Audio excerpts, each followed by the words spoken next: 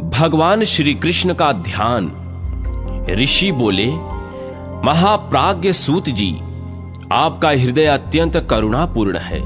आपने कृपा करके ही पाप नाशक वैशाख महात्मा का वर्णन किया है।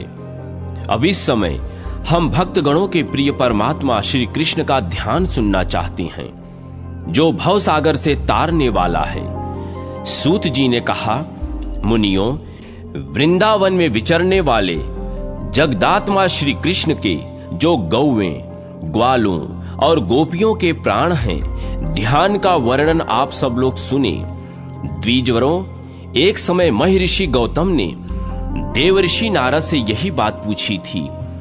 नारद जी ने उनसे जिस पाप नाशक ध्यान का वर्णन किया था, वही मैं आप लोगों को बताता हूं। ध्यान करने वाले मनुष्य को सदा शुद्ध चित्त होकर पहले उस परम कल्याण में सुंदर वृंदावन का चिंतन करना चाहिए, जो फूलों के समुदाय, मनोहर, सुगंध और बहते हुए मकरंद आदि से सुशोभित सुंदर सुंदर वृक्षों के नूतन पल्लवों से झुका हुआ शोभा पा रहा है तथा खिली हुई नवल मंजरियों और ललित लताओं से आवृत है। उस वन के भीतर भी एक कल्प वृक्ष का चिंतन करें, जो बहुत ही मोटा और ऊंचा है, जिसके नए नए पल्लव मूंगे के समान लाल हैं, पत्ते मरकत मणि के सदृश नीले हैं, कलिकाएं मोती के प्रभा पुंज की भांति शोभा पा रही हैं, और नाना प्रकार के फल पद्मराग मणि के समान जान पड़ते हैं। समस्त ऋतुएं सदा ही उस वृक्ष की सेवा में रहती हैं तथा वह संपूर्ण कामनाओं को पूर्ण करने वाला है। फिर आलस्य रहित हो विद्वान पुरुष धारावाहिक रूप से अमृत की बूंदें बरसाने वाले उस कल्प वृक्ष के नीचे स्वर्णमयी वेदी की भावना करे, जो मेरुगिरी पर उगे हुए सूर्य की भांति प्रभा से उद्भासित हो रही है, जिसका फर्श जगमगाती हुई मणियों से बना है, जो फूलों के पराग पुंज से कुछ धवल वर्ण की हो गई है, तथा जहां शुद्धा पिपासा, शोक, मोह और जरा मृत्यु ये 6 उर्मियां नहीं पहुंचने पाती, उस रत्नमय फर्श पर रखे हुए एक विशाल योग पीठ के ऊपर लाल रंग के अष्टदल कमल का चिंतन करके उसके मध्य भाग में सुखपूर्वक बैठे हुए भगवान श्री कृष्ण का ध्यान करें, जो अपनी दिव्य प्रभा से उदयकालीन सूर्य देव की भांति देदीप्यमान हो रहे हैं। भगवान के श्री विग्रह की आभा इंद्र के वज्र से विदीर्ण हुए कज्जलगिरी, मेघों की घटा तथा नूतन नील कमल के समान श्याम रंग की है। श्याम मेघ के सदृश काले काले घुंघराले केश कलाप बड़े ही चिकने हैं तथा उनके मस्तक पर मनोहर मोर पंख का मुकुट शोभा पा रहा है। कल्प वृक्ष के फूलों से जिन पर भंवरे मंडरा रहे हैं, भगवान का श्रृंगार हुआ है। उन्होंने कानों में खिले हुए नमीन कमल के कुंडल धारण कर रखे हैं, जिन पर चंचल भ्रमर उड़ रहे हैं। उनके ललाट में चमकीले गोरोचन का तिलक चमक रहा है तथा धनुषाकार भवें बड़ी सुंदर प्रतीत हो रही हैं। भगवान का मुख शरत पूर्णिमा के कलंकहीन चंद्रमंडल की भांति कांतिमान है।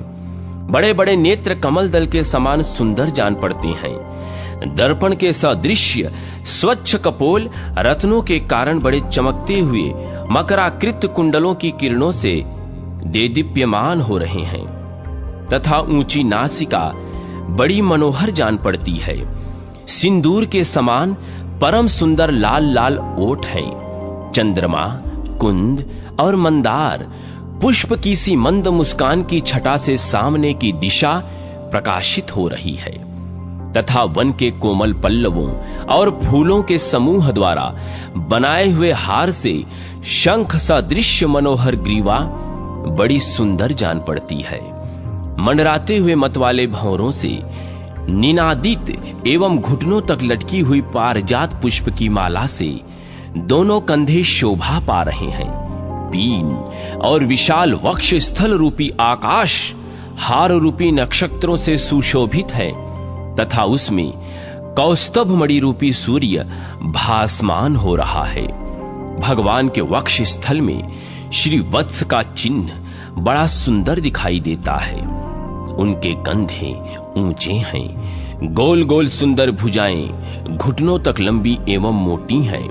उदर का भाग बड़ा मनोहर है, नाभि विस्तृत और गहरी है तथा त्रिवलीकी रोम पंक्ति भंवरों की पंक्ति के समान शोभा पा रही है। नाना प्रकार की मणियों के बने हुए भुजबंद, कड़े, अंगूठियां, हार, करधनी, नुपुर और पेटी आदि आभूषण भगवान के श्री विग्रह पर शोभा पा रहे हैं। उनके समस्त अंग दिव्य अंगरांगों से अनुरंजित हैं तथा कटिभाग कुछ हल्के रंग के पीतांबर से ढका हुआ है। दोनों जांघें और घुटने सुंदर हैं। पिंडलियों का भाग गोलाकार एवं मनोहर है।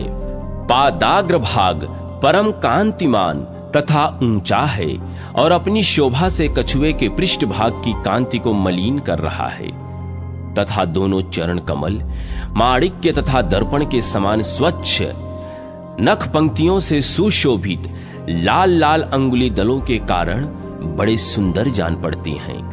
मत्स्य, अंकुश, चक्र, शंख, पताका, जौ, कमल और वज्र आदि चिन्हों से चिन्हित लाल लाल हथेलियों तथा तलवारों से भगवान बड़े मनोहर प्रतीत हो रहे हैं। उनका श्री अंग लावण्य के सार संग्रह से निर्मित जान पड़ता है तथा उनके सौंदर्य के सामने कामदेव के शरीर की कांति फीकी पड़ जाती है।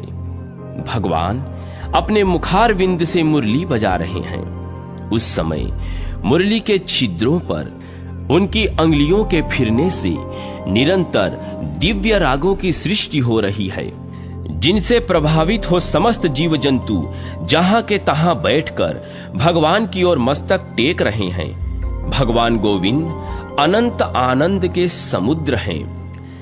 थनों के भार से लड़खड़ाती हुई मंद मंद गति से चलने वाली गौ में दांतों के अग्रभाग में चबाने से बचे हुए तिनकों के अंकुर लिए पूंछ लटकाए भगवान के मुख कमल में आंखें गड़ाए उन्हें चारों ओर से घेर कर खड़ी हैं। गौओं के साथ ही छोटे छोटे बछड़े भी भगवान को सब ओर से घेरे हुए हैं और मुरली से मंद स्वर में जो मनोहर संगीत की धारा बह रही है उसे वे कान लगाकर सुन रहे हैं, जिसके कारण उनके दोनों कान खड़े हो गए हैं। गौओं के टपकते हुए थनों के आभूषण रूप दूध से भरे हुए उनके मुख स्थिर हैं, जिनसे फेन युक्त दूध बह रहा है। इससे वे बछड़े बड़े मनोहर प्रतीत हो रहे हैं। भगवान के समान गुण, शील, अवस्था, विलास तथा वेशभूषा वाले गोप भी, जो अपनी चंचल भुजाओं को सुंदर ढंग से नचाने में चतुर हैं, वंशी और वीणा की मधुर ध्वनि का विस्तार करके मंद, उच्च और तार स्वर में कुशलता पूर्वक गान करते हुए भगवान को सब ओर से घेर कर खड़े हैं। छोटे छोटे ग्वाल बाल भी भगवान के चारों ओर घूम रहे हैं। जांघ से ऊपर उनके मोटे कटिभाग में करधनी पहनाई गई है, जिसकी शुद्र घंटिकाओं की मधुर झनकार सुनाई पड़ती है। वे भोले भाले बालक बखनखों के सुंदर आभूषण पहने हुए हैं। उनकी मीठी मीठी तोतली वाणी साफ समझ में नहीं आती।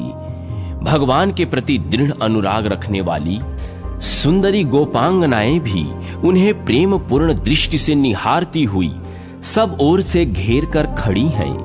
गोपी, गोप और पशुओं के घेरे से बाहर भगवान के सामने की ओर ब्रह्मा, शिव तथा इंद्र आदि देवताओं का समुदाय खड़ा होकर स्तुति कर रहा है। इस प्रकार उपर्युक्त घेरे से बाहर भगवान के दक्षिण भाग में सुदृढ़ धर्म की अभिलाषा से वेदाभ्यास परायण मुनियों का समुदाय उपस्थित है तथा पृष्ठ भाग की ओर समाधि के द्वारा मुक्ति की इच्छा रखने वाले सनकादि योगीश्वर खड़े हैं। वाम भाग में अपनी स्त्रियों सहित यक्ष, सिद्ध, गंधर्व, विद्याधर, चारण और किन्नर खड़े हैं। साथ ही भगवत प्रेम की इच्छा रखने वाली मुख्य मुख्य अप्सराएं भी मौजूद हैं। ये सब लोग नाचने गाने तथा बजाने के द्वारा भगवान की सेवा कर रहे हैं। तत्पश्चात आकाश में स्थित मुझ पर ब्रह्म देव ऋषि नारद का चिंतन करना चाहिए। नारद जी के शरीर का वर्ण शंख, चंद्रमा तथा कुंद के समान गौर है। वे संपूर्ण आगमों के ज्ञाता हैं। उनकी जटाएं बिजली की पंक्तियों के समान पीली और चमकीली हैं। वे भगवान के चरण कमलों की निर्मल भक्ति के इच्छुक हैं तथा अन्य सब ओर की आसक्तियों का सर्वथा परित्याग कर चुके हैं और संगीत संबंधी नाना प्रकार की श्रुतियों से युक्त 7 स्वरों और त्रिविध ग्रामों की मनोहर मूर्छनाओं को अभिव्यंजित करके अत्यंत भक्ति के साथ भगवान को प्रसन्न कर रहे हैं। इस प्रकार प्रखर एवं निर्मल बुद्धि वाला पुरुष अपने आत्म स्वरूप भगवान नंद नंदन का ध्यान करके मानसिक अर्घ आदि उत्तम उपहारों से अपने शरीर के भीतर ही भक्ति पूर्वक उनका पूजन करें तथा बाह्य उपचारों से भी उनकी आराधना करें। ब्राह्मणों, आप लोगों की जैसी अभिलाषा थी उसके अनुसार भगवान का यह संपूर्ण ध्यान मैंने बता दिया। सूत जी कहते हैं, महर्षि गण जो इस कथा को सुनाता है वह भगवान के समान हो जाता है। विप्रो, यह गुह्य से भी गुह्य प्रसंग कल्याणमय ज्ञान प्रदान करने वाला है। जो इसे पढ़ता अथवा सुनता है वह परम पद को प्राप्त हो जाता है। पाताल खंड संपूर्ण। ओम श्री परमात्मने नमः। संक्षिप्त पद्म पुराण उत्तरखंड। नारद महादेव संवाद। बद्रिकाश्रम तथा नारायण की महिमा। ऋषियों ने कहा, वक्ताओं में श्रेष्ठ सूत जी, आपके द्वारा वर्णित नाना प्रकार के उपाख्यानों से युक्त परमानंददायक पाताल खंड का हम लोगों ने श्रवण किया। अब भगवत भक्ति को बढ़ाने वाला जो पद्म पुराण का शेष अंश है उसे हम सुनना चाहते हैं। गुरुदेव, कृपा करके उस अंश का वर्णन कीजिए। सूत जी बोले, मुनियों, भगवान शंकर ने देवऋषि नारद के प्रश्न करने पर जिस पाप नाशक विज्ञान का श्रवण कराया था उसी को मैं कहता हूं। आप सब लोग सुने।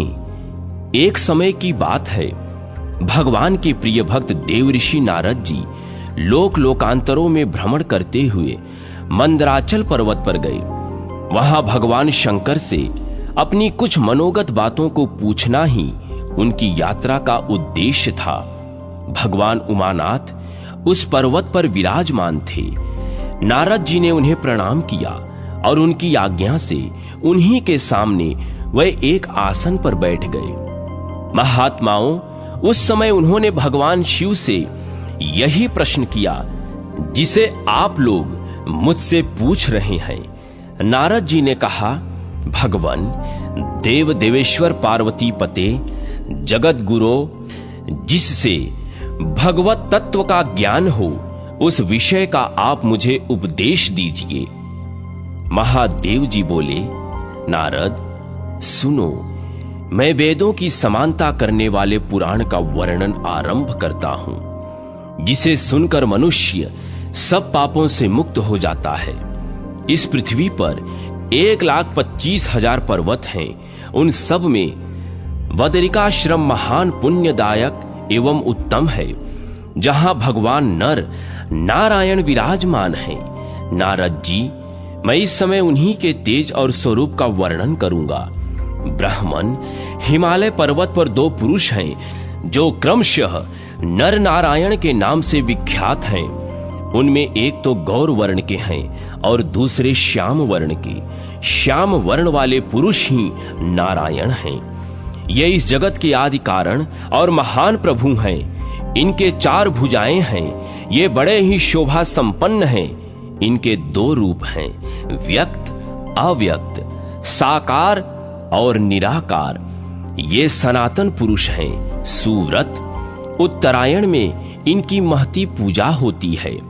प्रायः 6 महीनों तक इनकी पूजा नहीं होती, क्योंकि जब तक दक्षिणायन रहता है इनका स्थान हिम से आच्छादित रहा करता है। अतः इनके जैसा देवता न अब तक हुआ है और न आगे होगा। बद्रिकाश्रम में देवगण निवास करते हैं, वहां ऋषियों के भी आश्रम हैं। अग्निहोत्र और वेद पाठ की ध्वनि वहां सदा श्रवण गोचर होती रहती है। भगवान नारायण का दर्शन करना चाहिए। उनका दर्शन करोड़ों हत्याओं का नाश करने वाला है। वहां अलकनंदा नाम वाली गंगा बहती है, उनमें स्नान करना चाहिए। वहां स्नान करके मनुष्य महान पाप से मुक्त हो जाता है।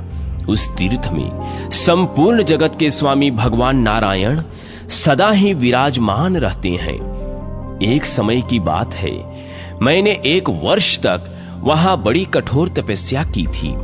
उस समय भक्तों पर कृपा करने वाले भगवान नारायण, जो अविनाशी, अंतर्यामी, साक्षात परमेश्वर तथा गरुण के से चिन्ह वाली ध्वजा से युक्त हैं, बहुत प्रसन्न हुए और मुझसे बोले, सुव्रत, कोई वर मांगो। देव, तुम जो जो चाहोगे वह सभी मनोरथ में पूर्ण करूंगा। तुम कैलाश के स्वामी, साक्षात रुद्र तथा विश्व के पालक हो। तब मैंने कहा, हे जनार्दन, यदि आप वर देना चाहते हैं तो मुझे 2 वर प्रदान कीजिए। मेरे हृदय में सदा ही आपके प्रति भक्ति बनी रहे, और देवेश्वर, मैं आपके प्रसाद से गंगावतरण की संक्षिप्त कथा और हरिद्वार का महात्म्य। महादेव जी कहते हैं, देव ऋषियों में श्रेष्ठ नारद, अब तुम परम पुण्यमय हरिद्वार का महात्म्य श्रवण करो। जहां भगवती गंगा बहती हैं, वहां उत्तम तीर्थ बताया गया है। वहां देवता, ऋषि और मनुष्य निवास करते हैं। वहां साक्षात भगवान केशव नित्य विराजमान रहते हैं। विद्वान राजा भगीरथ उसी मार्ग से भगवती गंगा को लाए थे, तथा उन महात्मा ने गंगा जल का स्पर्श कराकर अपने पूर्वजों का उद्धार किया था। नारद, अत्यंत सुंदर गंगा द्वार में जो जिस प्रकार गंगा जी को ले आए थे, वह सब प्रसंग मैं क्रमशः सुनाता हूं। पूर्व काल में हरिश्चंद्र नाम के एक राजा हो चुके हैं, जो त्रिभुवन में सत्य के पालक विख्यात थे। उनके रोहित नामक एक पुत्र हुआ, जो भगवान विष्णु की भक्ति में तत्पर था। रोहित का पुत्र वृक था, जो बड़ा ही धर्मात्मा और सदाचारी था। उसके सुबाहु नामक पुत्र हुआ। सुबाहु से गर नामक पुत्र की उत्पत्ति हुई। एक समय गर को काल योग से दुखी होना पड़ा। अनेक राजाओं ने चढ़ाई करके उनके देश को अपने अधीन कर लिया। गर कुटुंब को साथ ले भृगुनंदन और्य के आश्रम पर चले गए, और उन्हें कृपा पूर्वक वहां उनकी रक्षा की। वहीं उनके सगर नामक पुत्र का जन्म हुआ। महात्मा भार्गव से रक्षित होकर वह उसी आश्रम पर बढ़ने लगा। मुनि ने उसके यज्ञोपवीत आदि सब शत्रुयोचित संस्कार कराए। अस्त्र शस्त्रों द्वारा तथा वेद विद्याओं द्वारा उसका अभ्यास कराया। तदनंतर महातपस्वी राजा सगर ने और वह मुनि से आग्नेयास्त्र प्राप्त किया, और समूची पृथ्वी पर भ्रमण करके अपने शत्रु ताल जंघ, है शक तथा पारद वंशियों का वध कर डाला। इस प्रकार सबको जीतकर उन्होंने धर्म संचय करना आरंभ किया। राजा ने अश्वमेध यज्ञ का अनुष्ठान करने के लिए अश्व छोड़ा। वह अश्व पूर्व दक्षिण समुद्र के तट पर हर लिया गया और पृथ्वी के भीतर पहुंचा दिया गया। तब राजा ने अपने पुत्रों को लगाकर सब ओर से उस स्थान को खुदवाया। महासागर को खोदते समय वह अश्व को तो नहीं पा सके, किंतु वहां तपस्या करने वाले आदि पुरुष महात्मा कपिल पर उनकी दृष्टि पड़ी। वे उतावली के साथ उनके निकट गए और जगत प्रभु कपिल को लक्ष्य करके कहने लगे, यह चोर है। कोलाहल सुनकर भगवान कपिल समाधि से जाग उठे। उस समय उनके नेत्रों से आग प्रकट हुई, जिससे 60,000 सगर पुत्र जलकर भस्म हो गए। महायशस्वी राजा ने समुद्र से उस अश्वमेधिक अश्व को प्राप्त किया और उसके द्वारा 100 अश्वमेध यज्ञों का अनुष्ठान कराया। नारद जी ने पूछा, विज्ञानेश्वर, सगर के 60,000 पुत्र बड़े बलवान और पराक्रमी थे। उन वीरों की उत्पत्ति किस प्रकार हुई, यह बताइए। महादेव जी बोले, नारद, राजा सगर की 2 पत्नियां थीं। वे दोनों ही तपस्या के द्वारा अपने अपने पाप दग्ध कर चुकी थीं। इससे प्रसन्न होकर मुनिश्रेष्ठ औरव ने उन्हें वरदान दिया। उनमें से एक रानी ने 60,000 पुत्र मांगे और दूसरी ने एक ही ऐसे पुत्र के लिए प्रार्थना की जो वंश चलाने वाला हो। पहली रानी ने तुम्बी में बहुत से शूरवीर पुत्रों को जन्म दिया। उन सबको धाइयों ने ही क्रमशः पाल पोस कर बड़ा किया। घी से भरे हुए घड़ों में रखकर उन कुमारों का पोषण किया। कपिला गाय का दूध पीकर वे सब के सब बड़े हुए। दूसरी रानी के गर्भ से पंचजन नामक पुत्र हुआ जो राजा बना। पंचजन के अंशुमान नामक पराक्रमी पुत्र उत्पन्न हुआ। अंशुमान के दिलीप और दिलीप के भगीरथ हुए जो उत्तम व्रत तपस्या का अनुष्ठान करके नदियों में श्रेष्ठ गंगा जी को पृथ्वी पर ले आए, तथा जिन्होंने गंगा जी को समुद्र तक ले जाकर उन्हें अपनी कन्या के रूप में अंगीकार किया। नारद जी ने पूछा, भगवान, राजा भगीरथ गंगा को किस प्रकार लाए थे? उन्होंने कौन सी तपस्या की थी? यह सब बातें मुझे विस्तार पूर्वक बतलाइए। महादेव जी बोले, नारद, राजा भगीरथ अपने पूर्वजों का हित करने के लिए हिमालय पर्वत पर गए। वहां पहुंचकर उन्होंने 10,000 वर्षों तक भारी तपस्या की। इससे आदिदेव भगवान निरंजन श्री विष्णु प्रसन्न हुए। उन्हीं के आदेश से गंगा जी आकाश में चली और जहां विश्वेश्वर श्री शिव नित्य विराजमान रहते हैं, उस कैलाश पर्वत पर उपस्थित हुई। मैंने गंगा जी को आया देख अपने जटा जूट में धारण कर लिया और 10,000 वर्षों तक उसी रूप में स्थित रहा। इधर राजा भगीरथ गंगा जी को न देखकर विचार करने लगे, गंगा कहां चली गईं? ध्यान करके जब उन्होंने यह निश्चित रूप से जान लिया कि उन्हें महादेव जी ने ग्रहण कर लिया है, तब वे कैलाश पर्वत पर गए। मुनिश्रेष्ठ वहां पहुंचकर वे तीव्र तपस्या करने लगे। उनके आराधना करने पर मैंने अपने मस्तक से एक बाल उखाड़ा और उसी के साथ त्रिपथगा गंगा जी को उन्हें अर्पण कर दिया। गंगा जी को लेकर वे पाताल में, जहां उनके पूर्वज भस्म हुए थे, वहां गए। उस समय भगवान विष्णु के चरणों से प्रकट हुई गंगा जब हरिद्वार में आई, तब वह देवताओं के लिए भी दुर्लभ श्रेष्ठ तीर्थ बन गया। जो मनुष्य उस तीर्थ में स्नान तथा विशेष रूप से श्री हरि का दर्शन करके उनकी परिक्रमा करते हैं, वे दुख के भागी नहीं होते। ब्रह्म हत्या आदि पापों की अनेक राशियां ही क्यों न हो, वे सब सर्वदा श्री हरि के दर्शन मात्र से नष्ट हो जाती हैं। एक समय मैं भी हरिद्वार में श्री हरि के स्थान पर गया था। उस समय उस तीर्थ के प्रभाव से मैं विष्णु स्वरूप हो गया। सभी मनुष्य वहां श्री हरि का दर्शन करने मात्र से वैकुंठ लोक को प्राप्त होते हैं। परम सुंदर हरिद्वार तीर्थ मेरी दृष्टि में सबसे अधिक महत्वशाली है। वह समस्त तीर्थों में श्रेष्ठ और धर्म, अर्थ, काम, मोक्ष रूप चारों पुरुषार्थ प्रदान करने वाला है। गंगा की महिमा। श्री विष्णु यमुना, गंगा, प्रयाग, काशी, गया एवं गदाधर की स्तुति। महादेव जी कहते हैं, मुनिश्रेष्ठ, अब मैं श्री गंगा जी के महात्म का यथावत वर्णन करूंगा, जिसके श्रवण मात्र से तत्काल पापों का नाश हो जाता है। जो मनुष्य सैकड़ों योजन दूर से भी गंगा गंगा का उच्चारण करता है, वह सब पापों से मुक्त होता और अंत में विष्णु लोक को चला जाता है। नारद, श्री हरि के चरण कमलों से प्रकट हुई गंगा नाम से विख्यात नदी पापों की स्थूल राशियों का भी नाश करने वाली है। नर्मदा, सरयू, वेत्रवती, बेतवा, तापी, पयोष्णी, मंदाकिनी, चंद्रा, विपाशा, व्यास, कर्मनाशिनी, पुष्पा, पूर्णा, दीपा, विदीपा तथा सूर्य तनया, यमुना, इनमें स्नान करने से जो पुण्य होता है वह सब पुण्य गंगा स्नान से मनुष्य प्राप्त कर लेते हैं। जो मनीषी पुरुष समुद्र सहित पृथ्वी का दान करते हैं उनको मिलने वाला फल भी गंगा स्नान से प्राप्त हो जाता है। सहस्त्र गोदान, 100 अश्वमेध यज्ञ तथा सहस्त्र वृषभ दान से जिस अक्षय फल की प्राप्ति होती है वह गंगा जी के दर्शन से क्षण भर में प्राप्त हो जाता है।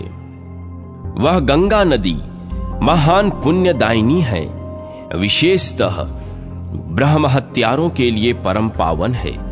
वे नरक में पड़ने वाले हों तो भी गंगा जी उनके पाप हर लेती हैं।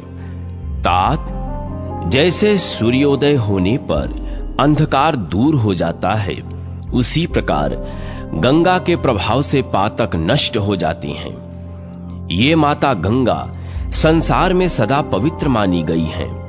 इनका स्वरूप परम कल्याणमय है। माता जहान्नवी का स्वरूप दिव्य है। जैसे देवताओं में श्री विष्णु श्रेष्ठ हैं उसी प्रकार नदियों में गंगा उत्तम है। जहां गंगा, यमुना और सरस्वती हैं उन तीर्थों में स्नान और आचमन करके मनुष्य मोक्ष का भागी होता है। इसमें तनिक भी संदेह नहीं है। भिन्न भिन्न तीर्थों में जाने पर भगवान श्री विष्णु तथा यमुना, गंगा आदि नदियों का किस प्रकार स्तवन करना चाहिए यह बताया जाता है। प्रभो, मैं शुद्ध भाव से आपके संबंध में जो कुछ भी चर्चा करता हूं वही आपके लिए स्तुति हो। जो कुछ भोजन करता हूं वह आपके लिए नैवेद्य का काम दे। जो चलता फिरता हूं वही आपकी सेवा टहल समझी जाए। जो थक कर सो जाता हूं वही आपके लिए साष्टांग प्रणाम हो। तथा स्वामीन, मैं जो कुछ करता हूं उससे आप जगदीश्वर श्री विष्णु प्रसन्न हो। जिसके दर्शन, वंदन, स्पर्श तथा धारण करने से मनुष्य भव बंधन से मुक्त हो जाते हैं वही यह यमुना जी का जल है। सूर्यपुत्री महानदी यमुना जी मनुष्य इस जगत में प्राप्त होने वाले दरिद्रता, रोग और मृत्यु आदि दुखों से पीड़ित होकर तभी तक संसार में भटकते रहते हैं जब तक वे नीलमणि के सदृश आपके नील जल का दर्शन नहीं करते अथवा उसे अपने मस्तक पर नहीं चढ़ाते। जिनकी स्मृति पाप राशि का तत्काल नाश कर देती है, जो लाख योजन दूर से भी पापों के समूह को परास्त करते हैं, जिनका नाम उच्चारण किए जाने पर संपूर्ण जगत को पवित्र कर देता है, वे गंगा जी आज सौभाग्यवश मेरे दृष्टि पथ में आएंगी। मनुष्य दर्शन के लिए उत्कंठित तथा प्रसन्न चित्त होकर जिसके पथ का अनुसरण करता है, जिसके तट पर समस्त शास्त्र विहित कर्म उत्तमता पूर्वक संपन्न होते हैं, उन गंगा जी को आदि सृष्टि के रचयिता ब्रह्मा जी ने पहले स्वर गंगा के रूप में उत्पन्न किया था। उनके तट पर किया हुआ स्नान, संध्या, तर्पण, देव पूजा, श्राद्ध और ब्राह्मण भोजन आदि सब कुछ परिपूर्ण हो एवं भक्त को प्रसन्नता प्रदान करने वाला होता है। इसमें कोई आश्चर्य की बात नहीं है। परमानंद प्रदान करने वाली गंगा जी आप जल रूप में अवतीर्ण साक्षात पर ब्रह्म हैं। आपको नमस्कार है। आप मेरा दिया हुआ अर्घ्य ग्रहण कीजिए और मेरे पाप हर लीजिए। श्रीमती भागीरथी देवी जो जल रूप में परिणित साक्षात धर्म की राशि हैं, भगवान विष्णु के चरणार बिंदों से प्रकट हुई सुधा का सार हैं, दुख रूपी समुद्र से पार होने के लिए जहाज हैं तथा स्वर्ग लोक में जाने के लिए सीढ़ी हैं, जिसे देवता और दानव भी प्रणाम करते हैं, जो समस्त पापों का संहार करने वाला उत्तम गुण समूह से युक्त और शोभा संपन्न है। ऐसे जल को आप धारण करती हैं। मैं प्रसन्न चित्त होकर आपको नमस्कार करता हूं। स्वर्ग लोक की नदी भगवती गंगे, आप पाप के समुद्र में डूबी हुई जनता को तारने वाली हैं। अपनी उठती हुई शोभा युक्त लहरों की निर्मल कांति से पाप रूपी अंधकार राशि का नाश करती हैं तथा जगत को पवित्र करने वाली हैं। मैं पाप के भय से ग्रस्त और आपका कृपा भाजन हूं। शरणदायिनी माता, आपकी शरण में आया हूं। आज मुझ भयभीत की रक्षा कीजिए। ऐ मेरे चित्त, ओ मित्र, तुम नरक के भय से त्रस्त होकर कांप क्यों रहे हो? क्या तुम्हें यह सोचकर भय हो रहा है कि पापी मनुष्य नरक में पड़ता है? ऐसा श्रुति का कथन है। सखे, इसके लिए भय न करो। मेरी क्या गति होगी यह बताता हूं, सुनो। यदि मुझे पापों के पहाड़ से भी टक्कर लेने वाली भगवती गंगा प्राप्त हो गई, तो तुम्हें नरक की प्राप्ति कैसे हो सकती है? अथवा दूसरी कोई दुर्गति भी क्यों होगी? क्या मेरे पास धर्म रूपी धन नहीं है? जिस गंगा जी के जल में किया हुआ स्नान स्वर्ग लोक के निवास तथा प्रशंसा के आनंद की अनुभूति का कारण बताया गया है, वहां किसी को स्नान करते देख स्वर्ग लोक की देवियां एक नूतन देवता अथवा इंद्र के मिलने की संभावना से बहुत प्रसन्न होती हैं। जहन्न पुत्री गंगे, जो लोग यम नियमों का पालन करते हुए आपके जल में स्नान करते हैं, वह पहले के पापी होने पर भी निश्चय ही देव तत्व को प्राप्त हो जाते हैं। इस विषय में वेद प्रमाण हैं। बुद्धे, सदा इसी प्रकार तुम्हारी सद्बुद्धि बनी रहे। सखे मन, तुम्हारा भी कल्याण हो। चरणों, तुम भी इसी प्रकार योग्य पद स्थान पर स्थित रहो। नेत्रों, तुम दोनों भी उत्तम दृष्टि से संपन्न रहो। वाणी, तुम प्राणों की प्रिया हो तथा प्रकट हुए उत्तम गुणों से युक्त शरीर तुम्हारी प्राण शक्ति का पोषण हो, क्योंकि मैं तुम सब लोगों के साथ आज अतुलित सुख प्रदान करने वाले तीर्थ जनित पुण्य को प्राप्त करूंगा। गंगा, यमुना और सरस्वती, इन तीनों नदियों को आभूषण रूप में धारण करने वाले तीर्थराज प्रयाग, सर्वेश्वर, मुझ पर अनुग्रह करो। मुझे ऊंचे उठाओ तथा मेरे अंतःकरण के 10 प्रकार के अविद्या अंधकार को अपने तेज से नष्ट करो। ब्रह्मा, विष्णु, शिव तथा इंद्र आदि देवता और विद्वानों में श्रेष्ठ विद्वान ऋषि महर्षि भी, जिसके श्वेत कृष्ण जल से शोभित तट का सेवन करते हैं, उस तीर्थराज प्रयाग की जय हो। जहां आई हुई गंगा कलिंदन नंदनी यमुना का संगम पाकर मनुष्यों के आध्यात्मिक, आदि दैविक तथा आदि भौतिक इन तीनों पापों का नाश करती हैं, उस तीर्थराज प्रयाग की जय हो। जहां श्यामवट उज्जवल गुण धारण करता है तथा दर्शन करने पर अपनी श्यामल छाया से मनुष्यों के जन्म मरण रूप श्रम का नाश कर डालता है, उस तीर्थराज प्रयाग की जय हो। ब्रह्मा आदि देवता भी अपना काम छोड़कर जिस पुण्यमय सौभाग्य से युक्त तीर्थ का सेवन करते हैं तथा जहां दंडधारी यमराज भी अपना दंड त्याग देते हैं, उस तीर्थराज प्रयाग की जय हो। देवता, मनुष्य, ब्राह्मण तथा देव ऋषि भी प्रतिदिन जिसके सेवन से स्वर्ग एवं सर्वोत्तम भूमंडल का राज्य प्राप्त करते हैं, उस तीर्थराज प्रयाग की जय हो। प्रयाग अपने नाम के प्रताप से समस्त पापों का नाश कर डालता है।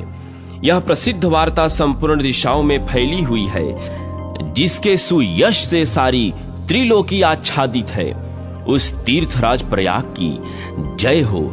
जहां दोनों किनारे श्याम और श्वेत सलिल से सुशोभित 2 श्रेष्ठ सरिताएं यमुना और गंगा चंवर की मनोहर कांति धारण कर रही है और आदि वट अक्षय वट छत्र के समान सुशोभित होता है, उस तीर्थराज प्रयाग की जय हो। सरस्वती, यमुना और गंगा, ये 3 नदियां जहां डुबकी लगाने वाले मनुष्यों को जो त्रिवेणी संगम के संपर्क से अक्षत योग फल को प्राप्त हो चुके हैं, ब्रह्मलोक में पहुंचा देती है, उस तीर्थराज प्रयाग की जय हो। मैं प्रयाग में जाऊंगा, इन सुंदर बातों में ही कितने ही लोगों के करोड़ों जन्म बीत जाते हैं और प्रयाग की यात्रा सुलभ नहीं होती। कुछ लोग घर से तो चल देते हैं, पर मार्ग में ही फंस जाने के कारण अनेकों वर्ष समाप्त हो जाते हैं। लाखों बार भाग्य की सहायता होने पर भी जो कभी प्राप्त होता है कभी नहीं होता, वह त्रिवेणी संगम विशिष्ट उत्तम यज्ञ भूमि प्रयागवाणी से परे है। क्या मेरा ऐसा भाग्य है कि वह मेरे नेत्रों का अतिथि हो सके? कलयुग में मनुष्य स्वर्ग की इच्छा होते हुए भी यज्ञादि करने में असमर्थ होने के कारण जप, स्तुति, स्तोत्र एवं पाठ आदि के द्वारा किस प्रकार अमर पद की प्राप्ति हो, इस चिंता से आतुर होंगे। उनको अंगों सहित अग्निष्टोम और अश्वमेध आदि यज्ञों का फल कैसे मिले, इसकी भली भांति आलोचना करके ब्रह्मा आदि देवताओं ने इस तीर्थराज प्रयाग को सब प्रकार के अभीष्ट फलों का दाता बताया है।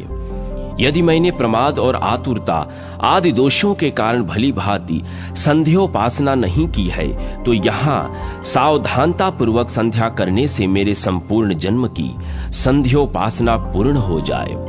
जो माघ मास में अपनी महिमा के विषय में अन्यत्र भी गर्जना करता है, प्रेमी जनों के दूर से भी अपना ध्यान और कीर्तन करने पर जो बिना किसी की सहायता के निरंतर अभीष्ट फल प्रदान करने वाला है, जिसकी धूल राशि शोभा से संपन्न है, जो त्रिवेणी का स्वामी है, जिसकी संसार में कहीं भी तुलना नहीं है तथा जिसका दिव्य स्वरूप अंशमाली सूर्य के समान प्रकाशमान है, उस श्रेष्ठ देवताओं द्वारा पूजित तीर्थराज प्रयाग को मैं प्रणाम करता हूँ। अहो, हम लोगों ने क्या कोई उत्तम तपस्या की थी अथवा यज्ञों का अनुष्ठान किया था, या किसी सुपात्र को नाना प्रकार की वस्तुओं का दान दिया था, अथवा देवताओं की पूजा की थी, या किसी उत्तम तीर्थ का सेवन किया था, अथवा ब्राह्मण वंश का पूजा आदि के द्वारा सत्कार किया था, जिससे भगवान सदाशिव की यह कल्याणदायिनी राजधानी काशी हमें स्वयं ही प्राप्त हो गई। मेरे बड़े भाग्य थे जो अनेक जन्मों के पाप राशि का विध्वंस करने वाली संसार समुद्र के लिए नौका रूपी यह सर्वाश्चर्यमयी शिवपुरी मुझे प्राप्त हुई। इससे जन्म लेने का फल मिल गया, मेरे कुल की शोभा बढ़ गई, मेरी अंतरात्मा पवित्र हो गई तथा मेरे संपूर्ण कर्तव्य पूर्ण हो गए। अधिक क्या कहूं, अब तो मैं सर्वोपरि पद पर प्रतिष्ठित हो गया हूं। मनुष्य जीवित रहे तो वह लाखों कल्याण की बातें देखता है, ऐसी जो किंवदंती है वह झूठी नहीं है। इसलिए मैंने इस क्षणभंगुर शरीर से भी काशी जैसी पुरी को प्राप्त कर लिया। काशीपुरी की दिव्य भूमि में कितने उत्तम तीर्थ हैं और लिंग हैं, उनकी पूजन पूर्वक गणना करना देवताओं के लिए भी असंभव है। यहाँ गुप्त और प्रकट रूप से जो जो पुरातन सिद्ध पीठ हैं, उन्हें मैं हाथ जोड़कर प्रणाम करता हूँ। मनुष्यों, यदि श्री मणिकर्णिका के जल में स्नान करके भगवान विश्वनाथ जी का दर्शन किया जाता हो, तो वह पूर्वकृत पापों से भय की क्या आवश्यकता है, अथवा किए हुए अगणित पुण्यों द्वारा प्राप्त होने वाले आनंद से भी क्या लेना है। विद्याभ्यास को लेकर घमंड या मूर्खता के लिए खेद करने से क्या लाभ है। धन की प्राप्ति होने वाले गर्व तथा निर्धनता के कारण होने वाले संताप से भी क्या प्रयोजन है। जो स्वल्प समृद्ध से युक्त होने पर भी निरामय नाश रहित हैं, सूक्ष्मता के द्वारा ही जो अपनी शक्तिशालिता सूचित कर रही है, अप्राप्य होने पर भी जो उत्साह युक्त बल तथा विशुद्ध मानसिक अनुराग से प्राप्त होती है। मनोरथों की भी जहां तक पहुंच नहीं है, जो स्वप्न में भी सुलभ नहीं होती, वह तत्काल मोक्ष प्रदान करने वाली भगवान गदाधर की नगरी गया आज मुझे प्राप्त हो गई है।